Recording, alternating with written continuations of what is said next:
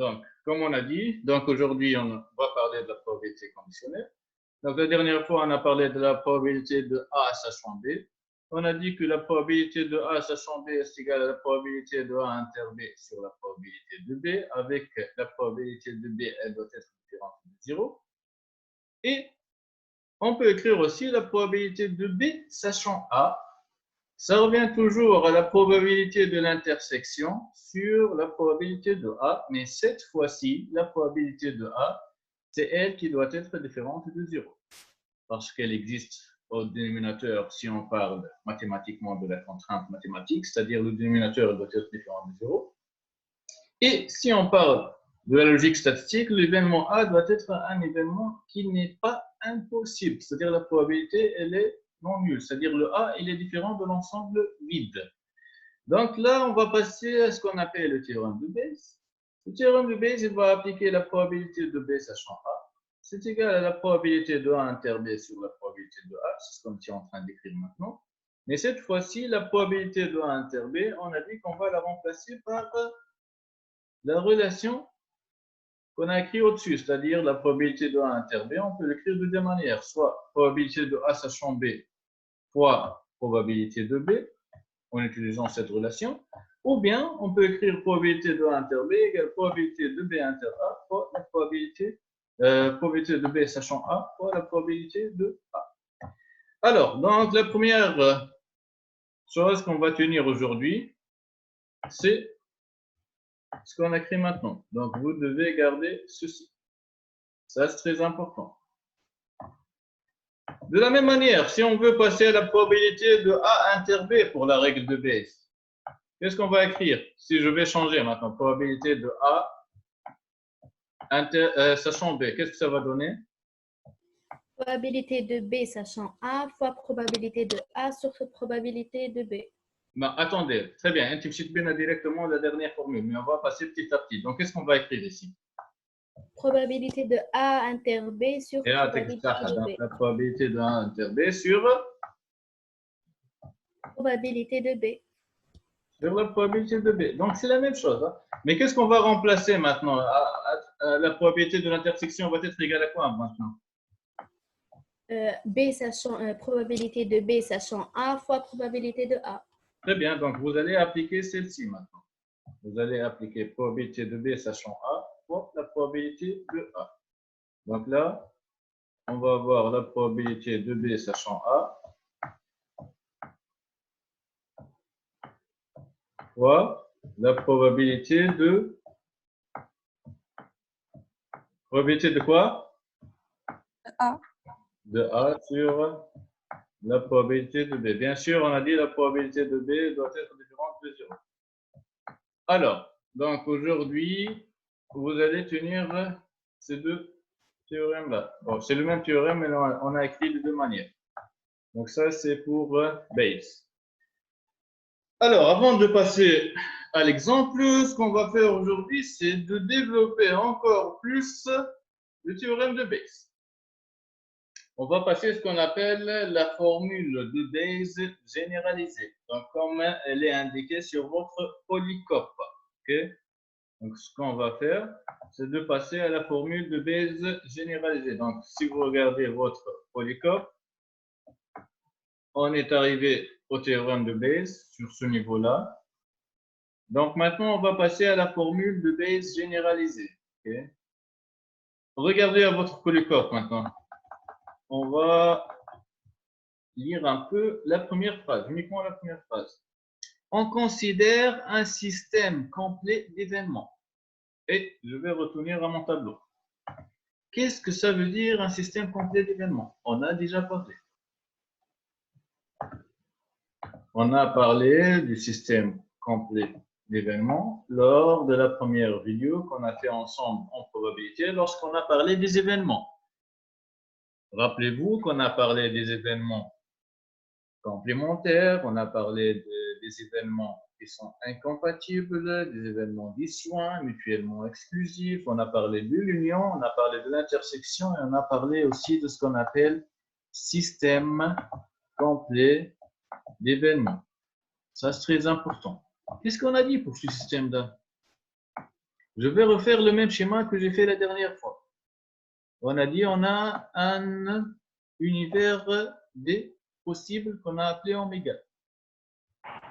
Et dans cet univers de possibles, j'ai dit qu'on a par exemple quelques événements. Par exemple, je vais appeler l'événement, par exemple, A1, A2,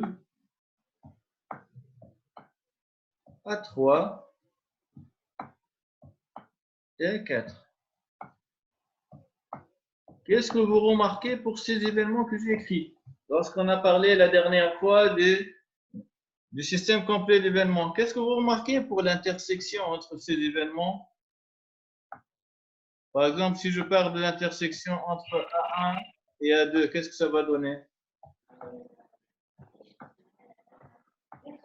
Ensemble vide. Ensemble. On a dit la dernière fois que ça va donner l'ensemble vide. Entre, par exemple, A4 et A1, par exemple, entre A4 et A1, qu'est-ce que ça va donner? Ensemble. Ensemble vide. Donc, qu'est-ce que vous remarquez? N'importe quels deux événements, Ensemble. leur intersection va être donnée un ensemble vide. OK? C'est-à-dire, si je veux conclure pour le reste des exemples, on a AI inter AJ. Bien sûr, le I il est différent de J. OK? C'est-à-dire 1 différent de 2. A1 inter A2.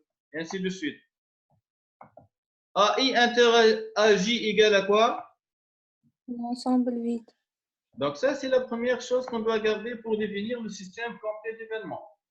C'est quoi la deuxième chose d'après vous? L'union de tous les Ah, événements égale très bien. oméga.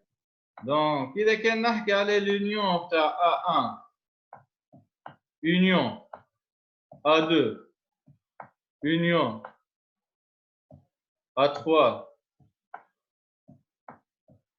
union, le dernier événement qui était A4, qu'est-ce que je vais obtenir? Oméga. Oméga.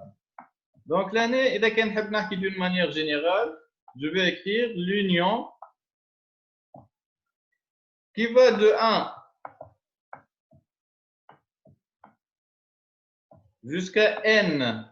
Par exemple, je possède n événements. Ici, notre n, il est égal à 4. C'est-à-dire, j'ai 4 événements, mais je peux avoir plus que 4 ou moins que 4. Donc, on va parler de manière générale. L'union qui passe de 1 jusqu'à n de tous les événements à i, elle va être égale à oméga. Donc, le système complet d'événements, tout simplement, il indique que les événements qu'il lui compose, ils doivent avoir une intersection 2 à 2 qui est égale à ensemble vide et une union qui va être égale à oméga. OK? Donc, ça, c'est ce qu'on a fait la dernière fois. Ce qu'on va ajouter aujourd'hui, c'est qu'on va utiliser ce système complet d'événements, c'est-à-dire cette définition, pour développer encore plus la formule de Bayes. OK? Alors, pour la formule de Bayes, qu'est-ce qu'on va dire? Je vais par exemple ajouter un événement B.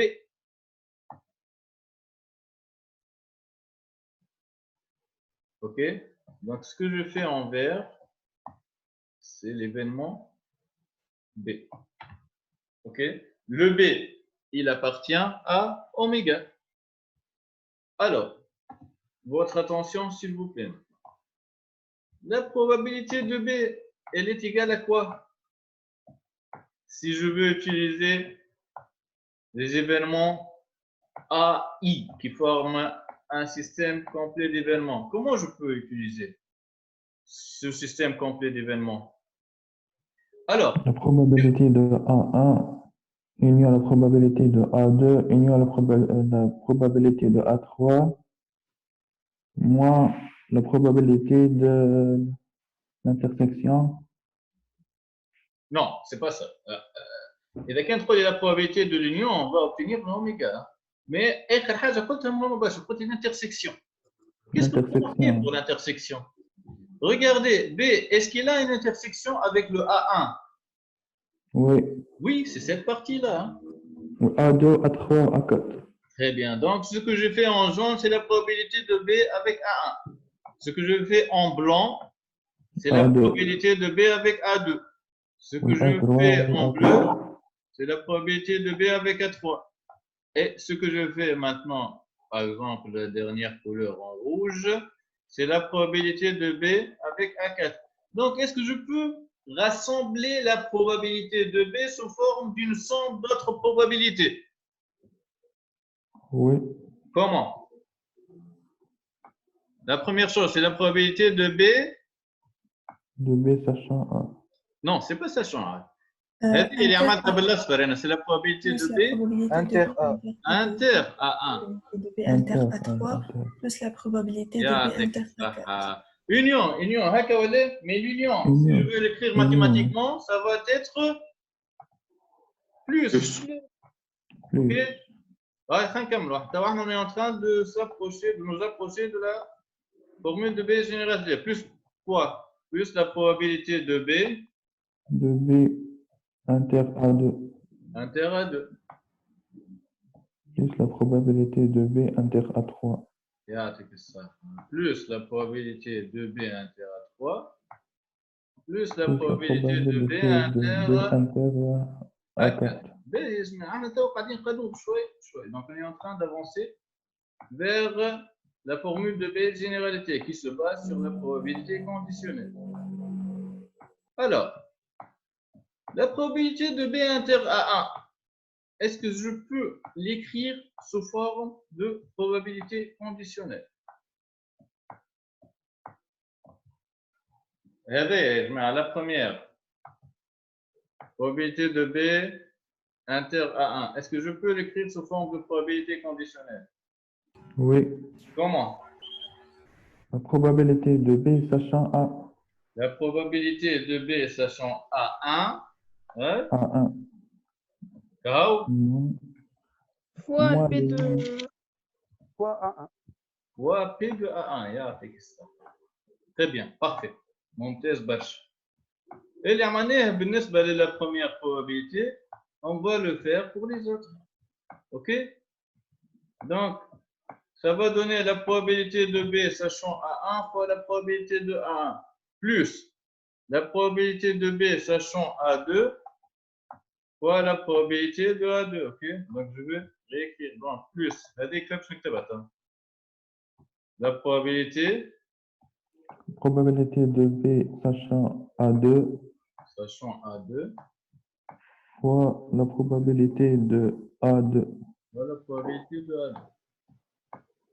Donc, finalement, إذا كان حاب نزيد نكمل الآخرين، on va terminer les deux autres. Donc, la probabilité de B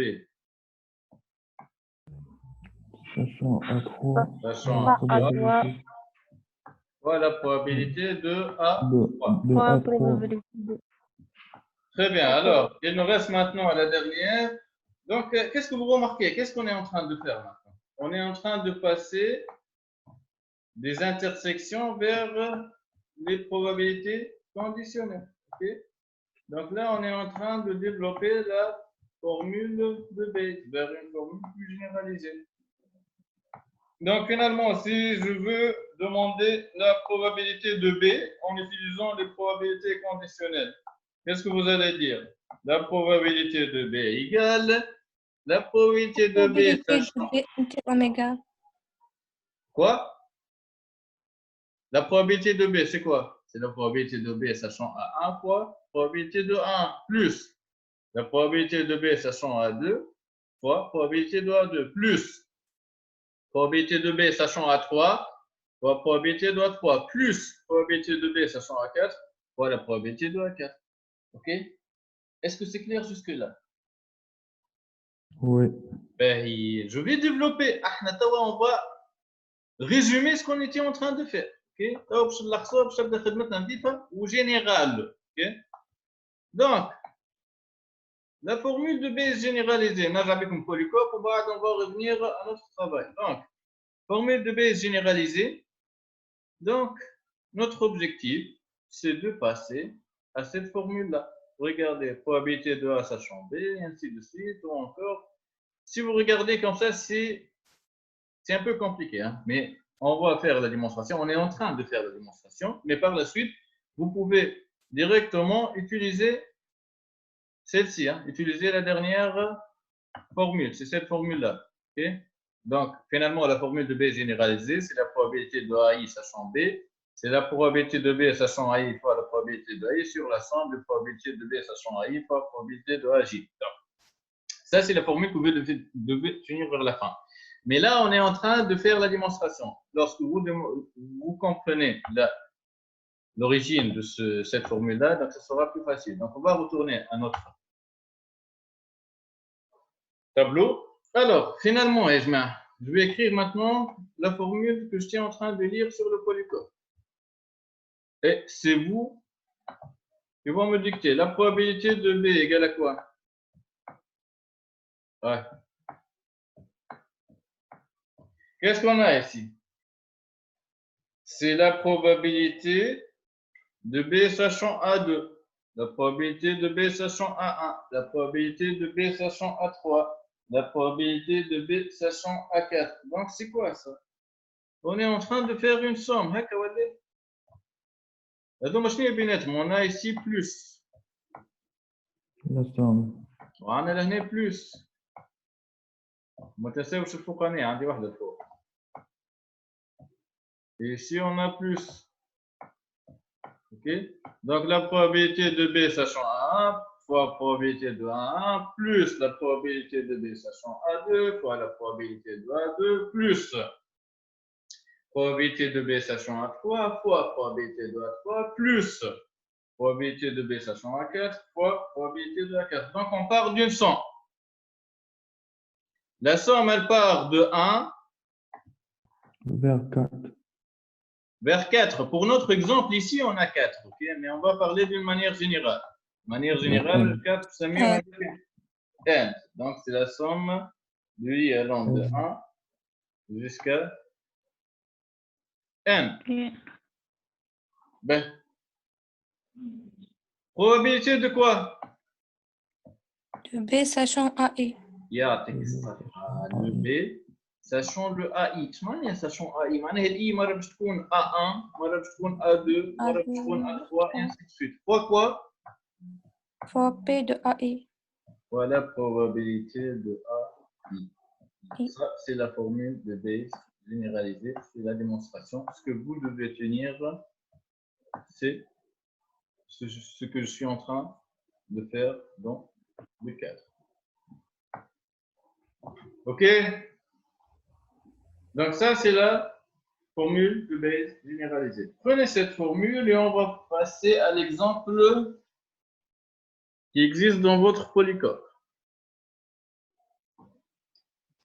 Alors, est-ce que vous avez pris la formule?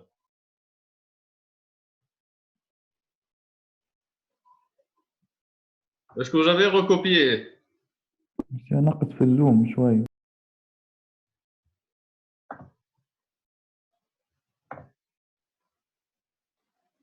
C'est bon, هكا؟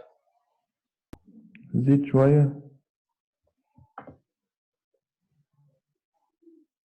Merci. Ok.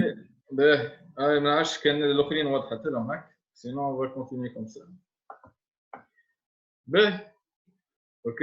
Donc là, vous avez ce qu'on était en train de faire. On va passer à un exemple. Donc, je vais prendre une nouvelle page. Alors, pour cette page, l'exemple. Donc, vous avez 12 appareils en exploitation. Donc, pour ces 12 appareils, on a 3 appareils qui sont fabriqués dans l'usine 1, 4 dans l'usine 2 et 5 dans l'usine 3. Mais on va faire petit à petit. Donc, on a 12 appareils.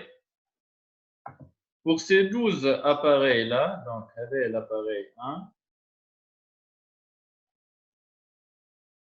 un des 3 appareils qui sont provenus de l'usine 1. Donc, 1, 2 et 3. Donc, les trois appareils. وين مصنوعين هذوما؟ Usine A. Usine A. Voilà, ils Usine A. proviennent de l'usine A. Ok. Je parle de la deuxième indication. On 4 sont fabriqués dans l'usine 2. 4 appareils sont fabriqués dans l'usine 2.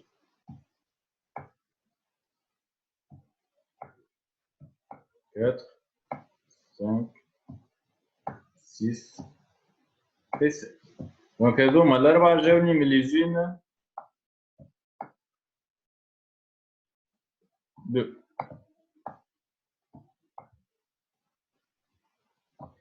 Est-ce que combien d'appareils restent? 5. Les 5 qui restent L'usine 3. proviennent de l'usine 3. Okay. L'usine 3. Les appareils, donc pour ces appareils-là, on va appliquer un contrôle de la qualité. OK? Donc pour ces appareils-là, on va appliquer un contrôle qualité. Qu'est-ce que ça veut dire contrôle qualité? C'est-à-dire, je vais sélectionner au hasard des produits et je vais voir si ces produits sont conformes ou non. Donc, les appareils qui proviennent de l'usine 1, c'est-à-dire les appareils qui sont fabriqués de la première usine, la probabilité qu'ils passent à l'essai ou bien au contrôle, c'est égal à combien? Égal à combien? 0,9. Très bien, la probabilité qu'ils passent à l'essai égale à 0,9. Qu'est-ce que ça veut dire 0,9? معناها يا جماعة إذا كان l'usine 1 fabrique 10 produits, combien de produits va passer à l'essai? 90%. Combien? 9. Voilà, très bien. Très bien. Donc إذا كان تصنع 10 راهم فما 9 باش تعدي مع الكونترول كاليتي.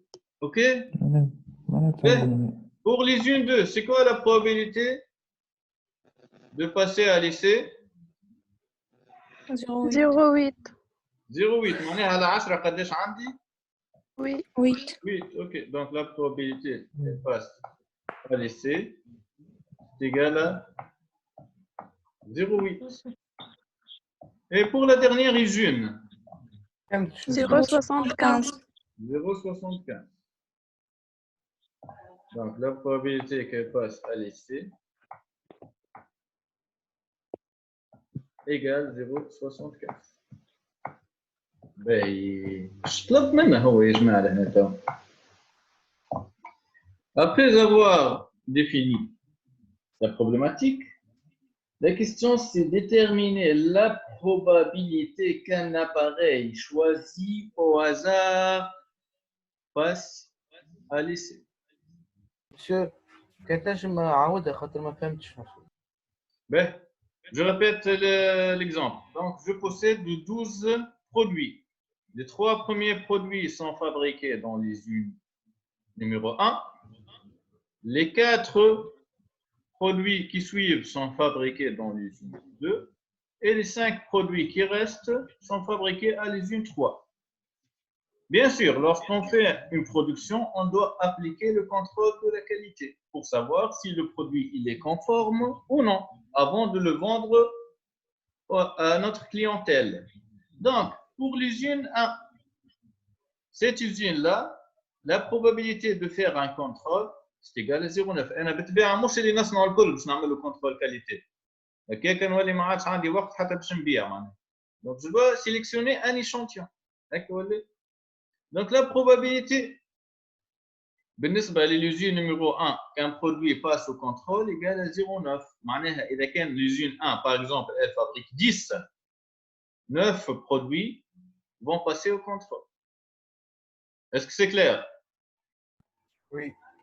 La même chose pour l'usine 2. La probabilité de l'essai, c'est maintenant 0,8. معناها إذا كان l'usine 2 تصنع في 10, il y aura 8 produits qui vont passer au contrôle.